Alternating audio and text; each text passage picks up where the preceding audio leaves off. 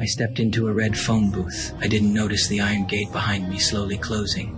I dropped a coin in and tried to make a call. The call wouldn't go through. I turned to leave. That's when I saw the booth door had been welded shut. No matter how I pushed, it wouldn't open. The sun felt like it was roasting me. Sweat ran down my neck and my nerves started to fray. 2 office workers walked by. I pounded the glass. Signaling for help, my voice couldn't get out. I had to use hand gestures. They understood and started pulling from outside while I pushed inside. The door didn't budge. They had to get to work and left. I froze, feeling like I'd been thrown into an ice pit. More people gathered soon. Most were just there for the show. I was trapped behind glass, turned into a joke. Turned the door and tore off the handle. The glass still didn't move. People around him started to laugh. Humiliation hit me hard. A locksmith came later. He looked around and found no screws at all. His skills were useless here. Hope kept dying in front of me. The crowd turned the scene into a little economy. Someone offered shoe shines for money. A thief slipped away with snacks. A vendor sold balloons. I was the main attraction. Despair pressed so hard I could barely breathe. The fire truck arrived. A flicker of hope rose inside me. Firefighters planned to break the glass from above.